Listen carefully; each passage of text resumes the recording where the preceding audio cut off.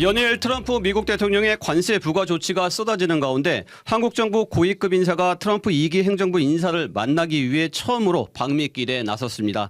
이번 방미 성과 어떻게 전망하는지 산업부 조태임 기자와 이야기 나눠보겠습니다. 조 기자 어서 오세요. 네, 안녕하세요. 네, 조금 늦은 감이 있지만 우리도 미 고위급 인사와 접촉하기 위해서 산업부 고위급이 오늘 미국 워싱턴 DC로 출발을 했네요. 네, 트럼프 2기 행정부 들어 정부 측 고위 당국자가 미국을 방문하는 건 이번이 처음입니다. 네. 말씀하신 것처럼 각국이 트럼프 대통령과 협상하기 위해 정상들이 움직인 것과 달리 우리는 정상회교에 나설 대통령의 부재로 시기 면에서도 또 회담의 그 수준 면에서도 좀 아쉬운 면이 있는데요. 네. 그래도 아직은 협상의 여지가 있다고 보고 통상당국 차원에서 나선 겁니다.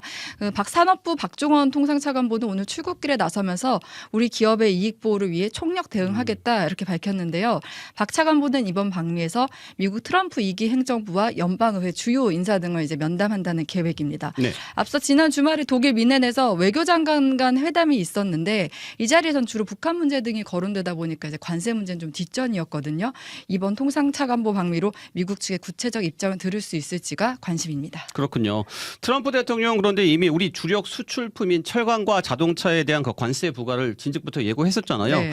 박 차관보가 방문해서 어떤 얘기들이 좀 오갈까요? 그러니까 박 차관보가 지금 공식적으로 얘기한 건 4월 1일까지 검토가 예정돼 있는 상호 관세 그리고 3월 12일부터 부과 예정인 철강 알루미늄을 포함한 그 통상 현안과 한미가 경제 협력 방안에 대해서 논의하겠다. 어떻게 보면 원론적 입장만 밝혔는데요. 그러네요. 어떤 대안이 있는지에 대해서는 이제 협상 전략이기 때문에 정부는 최대한 말을 아끼는 모습입니다. 네.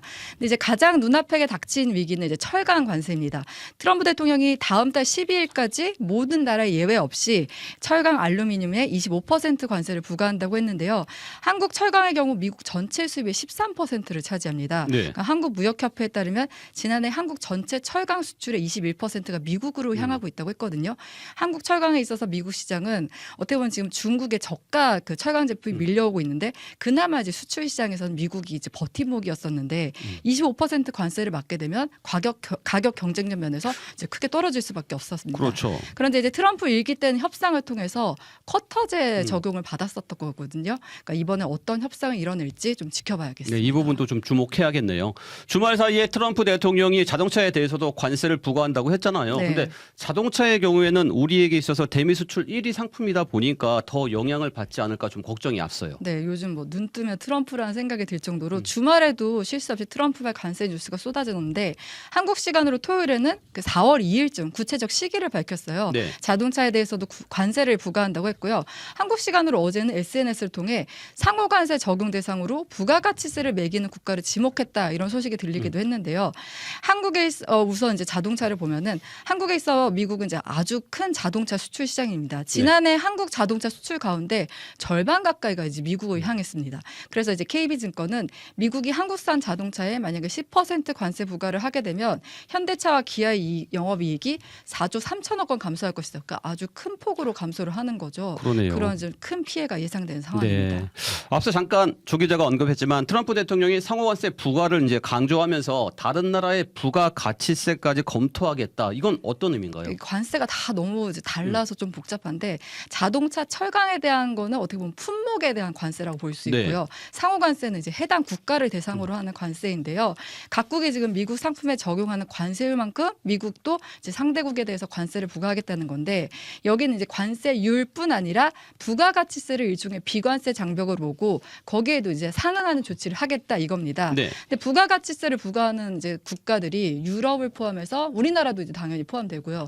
전 세계 170개국 이상이 지금 부가가치세를 부과하고 있기 때문에 네. 어떻게 보면 전 세계가 이제 대상이 될 수 있다 이렇게 볼 수 있는데 반면 미국은 부가가치세가 없고 대신 6.6%의 판매세를 적용하고 있습니다. 그러니까 이들의 차이는 판매세는 최종 구매자에 한 번만 부과하는 건데 부가세는 제품이 뭐 생산되고 제조되는 여러 과정을 거치면서 그때마다 이제 부가가치세가 부과되기 때문에 좀 더 높기도 한데요. 네. 유럽의 경우는 22%, 한국은 10%이기 때문에 미국은 이 부가가치세가 이 미국산 제품 가격을 올리고 있다 이렇게 좀 불합리하다 이렇게 보고 있는 겁니다. 그렇군요. 설명을 듣다 보니까 첩첩산중이라는 생각이 드네요.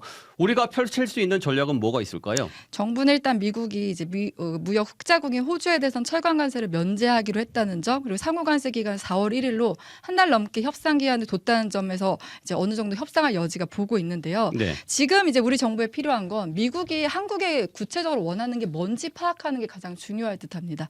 조성대 무역협회 실장 얘기 들어보시죠. 좀 남은 기간 동안 그런 부분에 대해서 우리의 입장을 설명하고 조금 더 구체적으로 또 이번에 트럼프 2기가 막 시작을 했기 때문에 트럼프 2기에서 중요하게 생각하는 비관세 장벽은 어떤 것들이 있는지 뭐 그런 부분을 좀 얘기를 들어보면서 준비를 할 필요가 있지 않을까 생각합니다. 네, 트럼프 대통령이 앞서 당선과 동시에 그 조선업에 대해서 한국에 SOS를 쳤던 만큼 네. 조선업 협력 강화나 지금 트럼프 대통령이 관심 갖고 있는 에너지 수입 등을 한국이 늘리는 방안 등을 좀 지렛대로 활용해야 한다 이런 대책들이 거론되고 있습니다. 네, 그렇군요. 여기까지 듣겠습니다. 조태임 기자 수고했습니다.